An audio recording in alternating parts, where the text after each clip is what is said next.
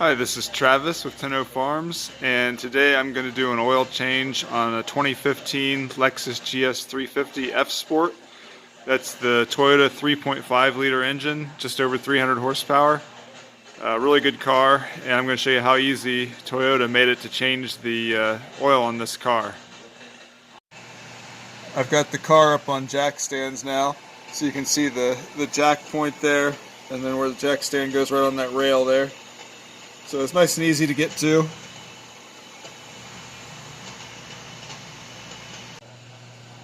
So here I am underneath the car, and I'm going to show you where the drain plug is on this one. It's right here on the passenger side. Whoever had this before put some kind of a gunk on there. I don't know what that is. It looks kind of like silicone or something. But it's a 15 millimeter socket, fits on there.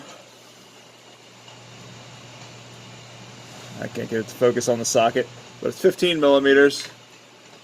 And this has a O-ring on it here, like a little kind of metal paper covered O-ring. And I'll show you that as soon as I take it off here.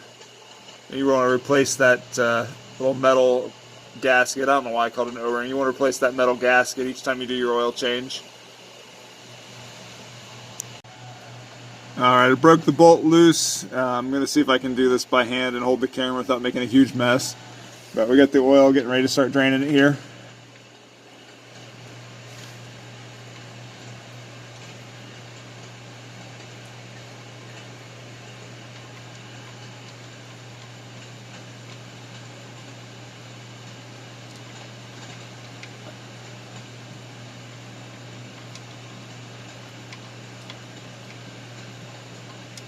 There we go. So we got that draining in the drain pan now. And here's that bolt. Let's see if I can see it. You can kind of see, well, actually I think the gasket might have stayed on the side of the pan there. So I'll have to pry that off and show it to you in a second.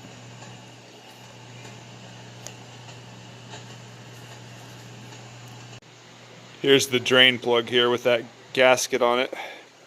So you can see it's a metal gasket with like this paper coating on it. And although when I look at this, I think you could probably reuse it just because I want to be safe. I picked up a bag of these gaskets from a Lexus dealership on Amazon. So these are genuine Toyota gaskets for the drain plug. So every time I do an oil change, I just put a new gasket on it.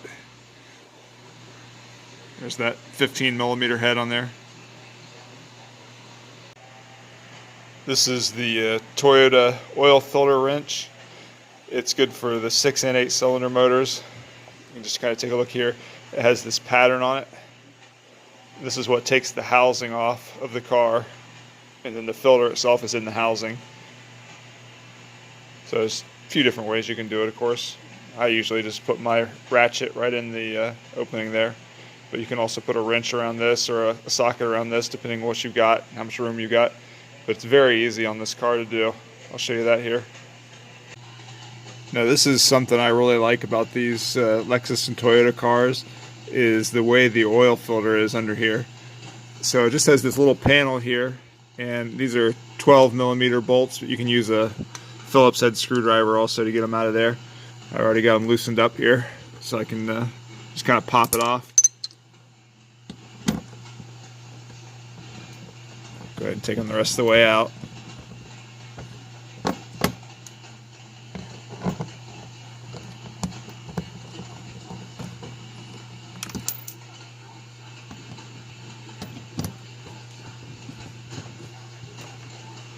And then this little panel just comes off of here.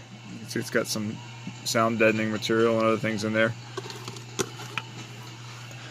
And then your filter housing is, hopefully I can get to focus, it's just right there.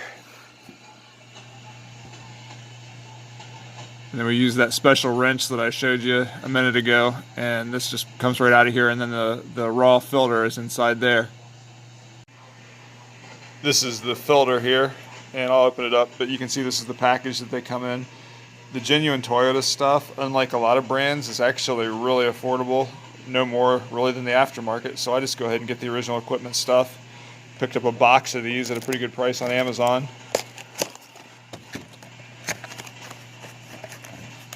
But you can see it's just a filter element and an O-ring here. So this just goes inside that housing, and then you put a new O-ring on the housing there, and then torque it back up in there to the right settings. Alright, so here's the filter housing, and here's the special wrench that goes in there. So for this car, it's just the middle fitting on here. So I line that middle one up with the edge right here. And then I just take my ratchet and put it right in here.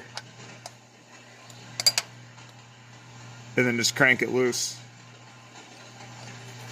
And these aren't in too tight. See, it just starts to come right off here. Then you want to put your drain pan underneath it because it's actually set up so there'll be an opening in the bottom of the filter housing, and then your oil just drains right out into the drain pan without going everywhere. Like some cars, we have to take the filter all the way off and it just dumps. I'll go ahead and do it here so you can see it.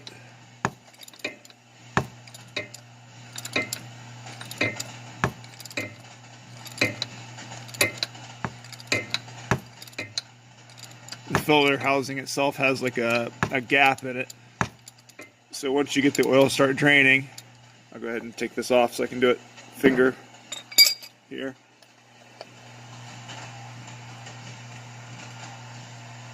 There, it's starting to come out. So I just need to find this opening.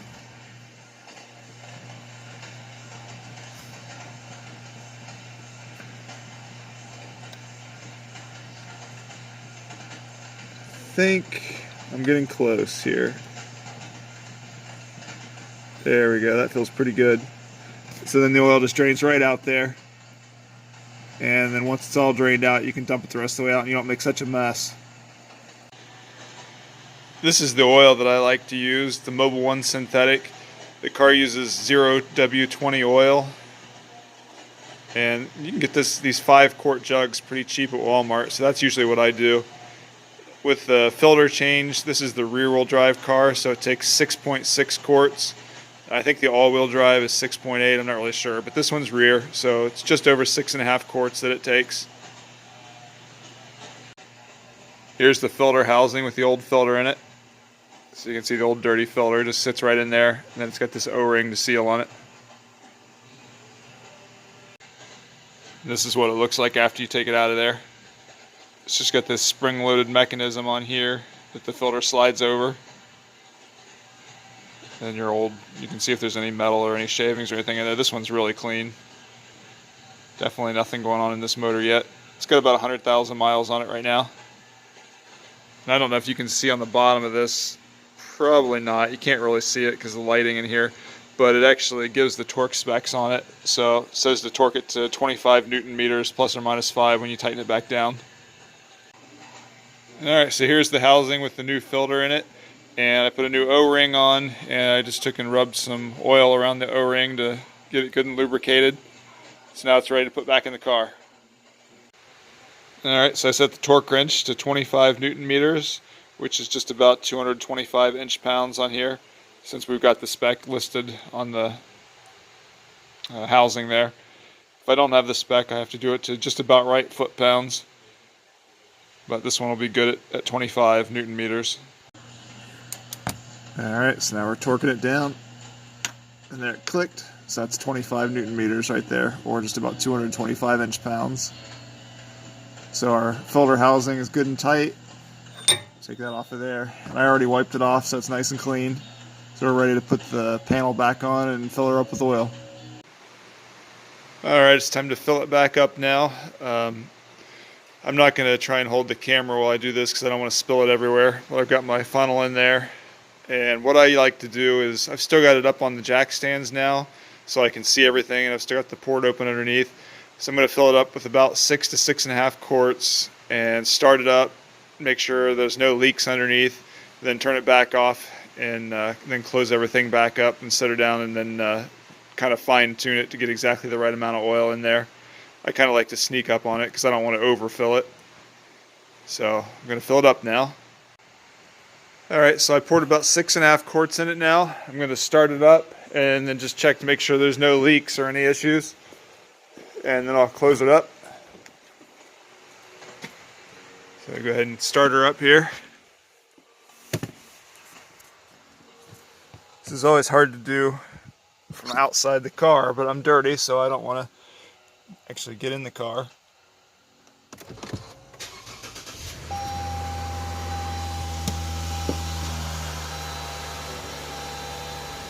So first, no oil lights or anything like that.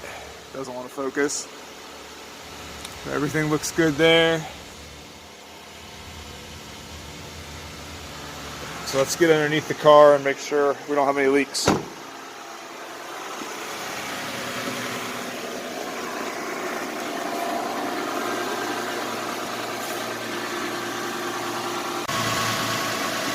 So everything looks good right here around the drain plug. We don't have any oil dripping here.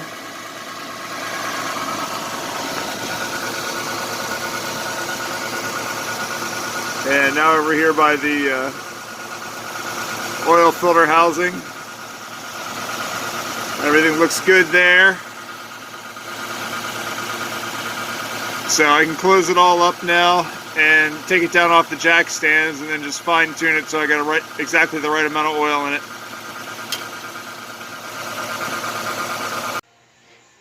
Alright, so I got it down back off the jack stand so it's on level ground. The engine's run and it's had some time to get back into the oil pan. So now I can check the level and just kind of top it up and make sure it's at exactly the right amount, not over full, not under full, and it's good to go. So that's how you change the oil on a 2015 Lexus GS350 F Sport. It's nice and easy on these cars. Thanks for watching.